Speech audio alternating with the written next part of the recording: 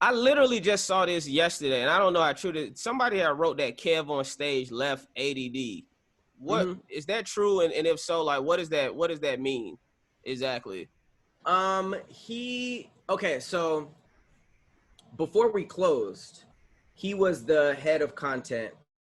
I was the creative director, and Meg was the head of operations, right? So he ran the channel. I did I made the shows. Meg did the budgets and all of the most difficult stuff. Gotcha.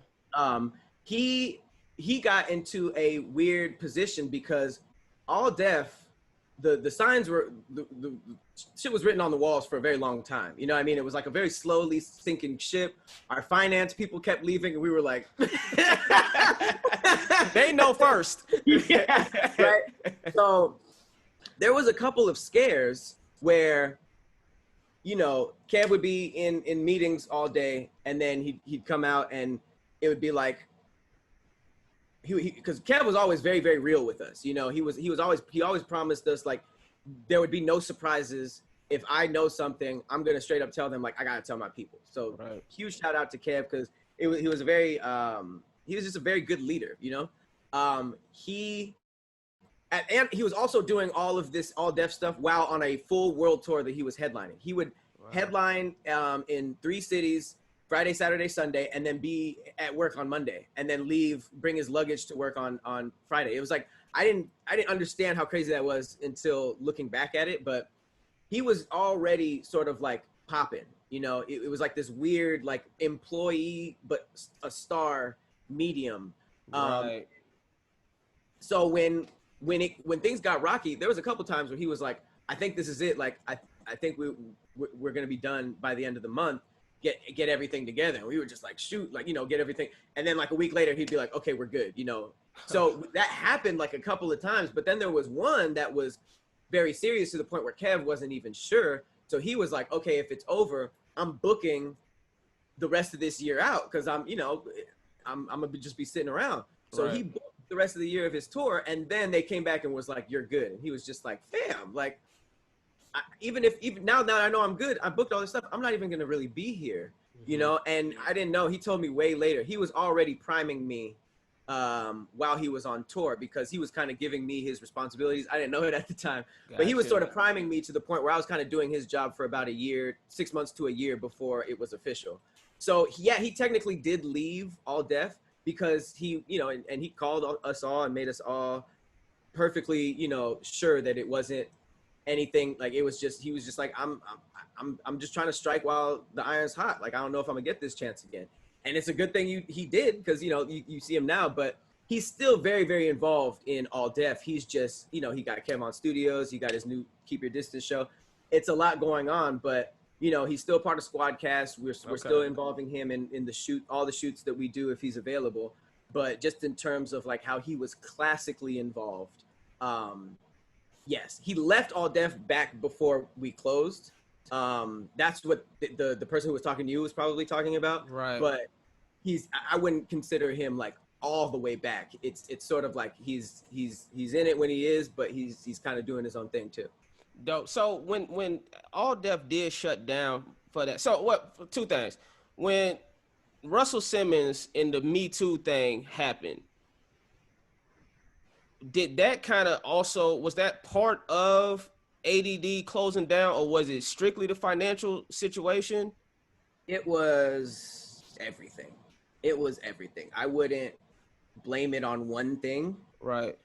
It was a mix between everything. But I will say, when that movement happened, we were hit very, very hard. It's like, you know, the people we were used to seeing around on the highest level weren't around anymore, because they were out putting out fires, you know. And the whole, you know, I don't want to get too much into it, but it was a lot of deals that we lost. You know, we did kind of become a black sheep in terms of working with other companies, and that it did slow the money down. There was a couple projects that were lost, you know, a couple deals that were pending that were lost. So yeah, it did have an impact. Was that the sole reason? Absolutely not, you know. But it was a very interesting time at All Deaf. And how were you personally handling that? Just that time, were you like concerned, like, oh shit, like all this work I've done, like I don't know what my future gonna be, or you like that's cool because I got other stuff that I'm working on? Or did you not have anything else Which lined up? time? The Me Too time or when it closed? Oh, so those was two different. See, I thought those was kind of around the same The Me time. Too thing happened a cool 2-3 years before we closed. Oh, damn, that's crazy. Yeah, because I mean So the happened. time, Well, my my bad. What? bad. The time it closed.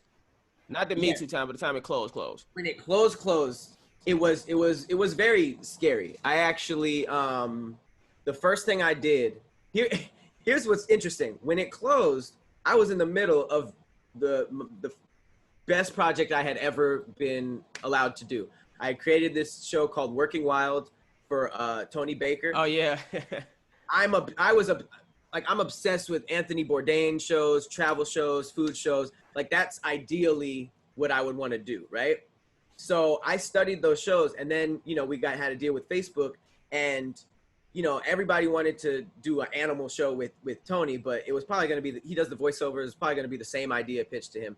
So we kind of pitched him like a Dirty Jobs with animals. Right. So I was working with a animal manager, a Hollywood animal manager. This was the lady who you went to for every exotic animals, pet animals, animal groomers. She just knew animal actors, all that stuff.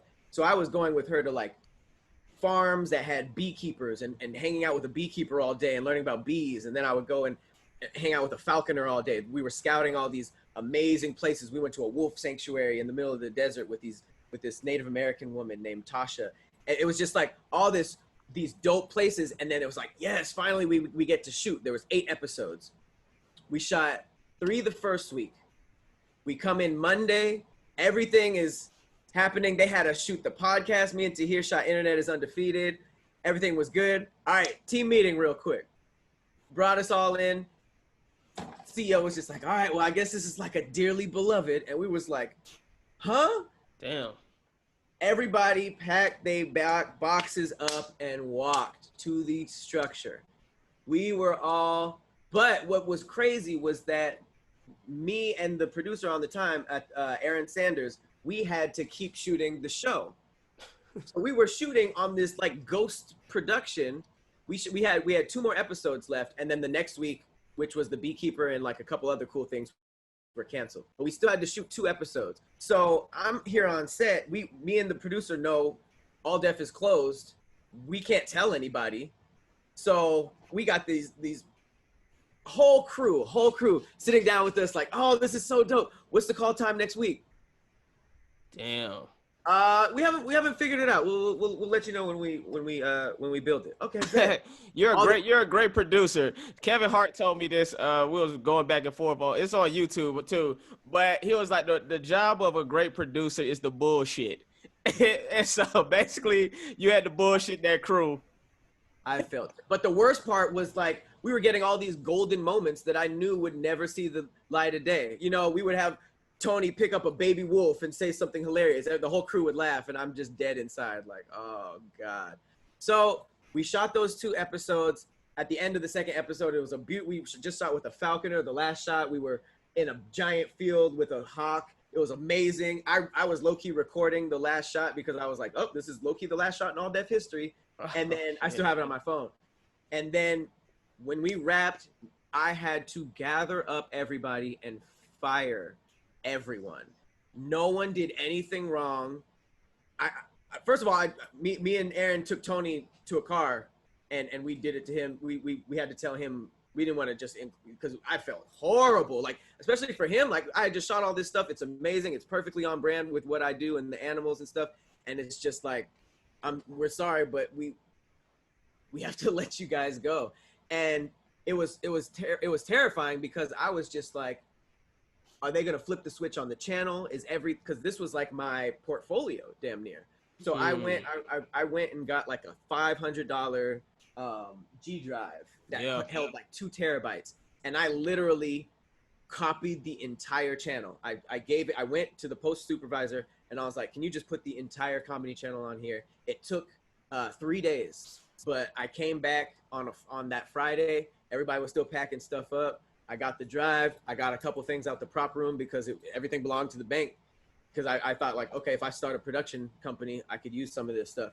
So it was really like, it was really out there. I had a room full of like props, a drive that just had all these projects on it. And I really did not know. So I went kind of crazy. I went business crazy. I started like I started snorting coke and fucking. no. The week I got fired, I started a hair product line. I pushed. Luckily, I had started my merch the first time. I thought I was getting fired, so I started pushing that. Me and Tahir immediately called each other up and was like, "Do you want to keep this podcast going?" But now we own it, which was the best thing that happened, probably out of everything, was the transfer of ownership of things like podcasts and stuff. Right.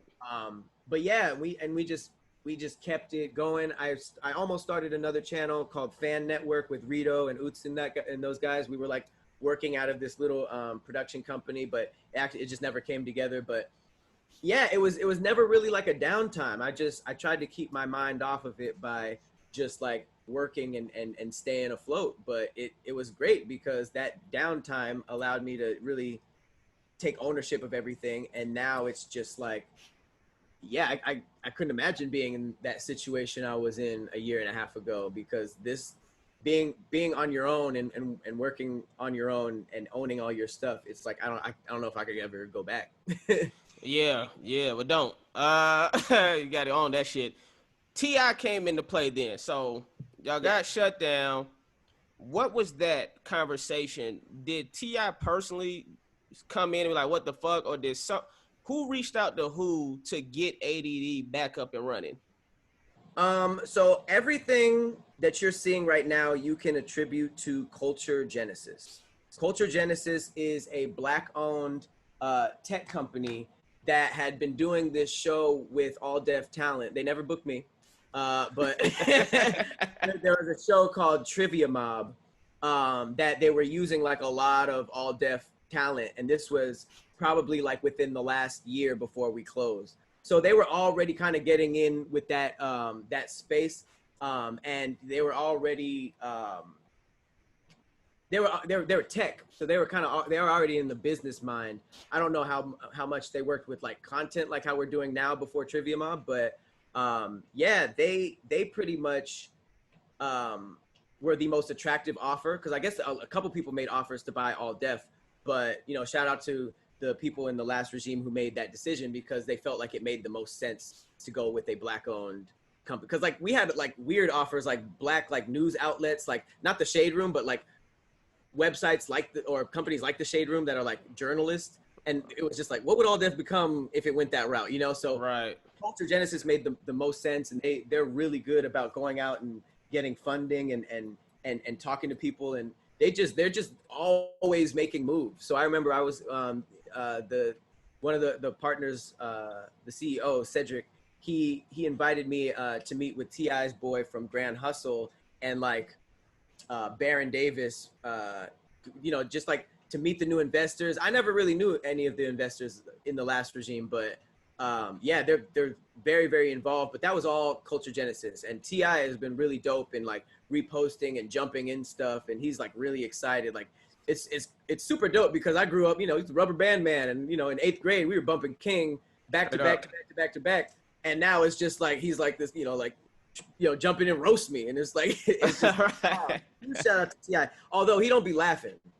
Hey man, T.I's a yeah. I met him one time. He was super cool, dude. I always tell people that he was up for Rush Hour. It was between me and him for Rush Hour, and I think a shooting happened outside of one of his shows, and CBS is like, no, let's go with somebody safe, and that's how I booked the show. From a different life, because he wasn't giving me nothing, and I was giving him gold on dad jokes. You what? Hey, bro, I saw that episode. That shit was hilarious. You was giving him gold, and he wasn't laughing, man. But I get why, because I was like, I talked to him off camera. I was like, what does make you laugh? And he said the time that brought him up on a time that he was dying laughing. He said there was a time where his homie got shot in the leg and was kind of like acting like a bitch. And he said that T.I he couldn't stop laughing. And I was like, That's what makes you laugh. Niggas is too gangster, man. I can't. That's that. So is he technically like y'all boss? Like, I mean, can he be like, no, don't do that shit, and we not doing that, and stuff like that? I don't know how that works. I don't know how that works at all. Right. I don't. Yeah, I don't know how that works. Hey, But well, he provided money. I could imagine if he said he doesn't want to do something, then yeah, for sure. But I don't really know. I don't know how that works. Gotcha. Nah, I feel you. And you don't want to get shot. So